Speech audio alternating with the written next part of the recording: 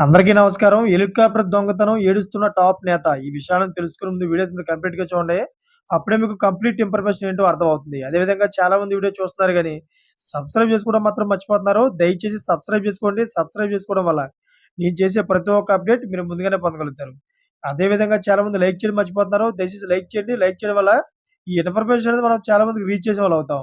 ఇక లేట్ చేయకుండా వీడియోలోకెళ్ళిపోదాం. ఫ్రాన్స్ ఉత్తరప్రదేశ్‌లో అరుదైన షాకింగ్ ఘటన చోటు చేసుకుంది. కార్లు, బైకులు, సైకిళ్లు ఎత్తుకెళ్లేవారిని చూశాం.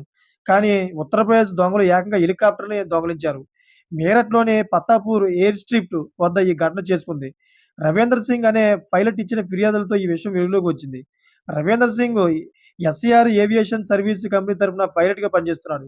ఈ నేపథ్యంలో తమను మెయింటెనెన్స్ సర్వీస్ నిమిత్తం వీటీ-డబుల్-టీ-డబుల్-బీ హెలికాప్టర్‌ను మీరట్ ఎయిర్ స్ట్రిప్పై ల్యాండ్ చేశాడు.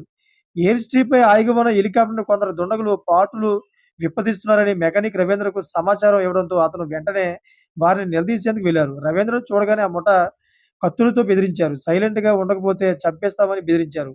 నిస్సహాయ స్థితిలో ఆ పైలట్ చూస్తుండిపోయాడు. హెలికాప్టర్ భాగాలన్నీ విప్పి 16 టైర్లు ట్రక్కులో ఎక్కించి ఎత్తుకెళ్లిపోయారు.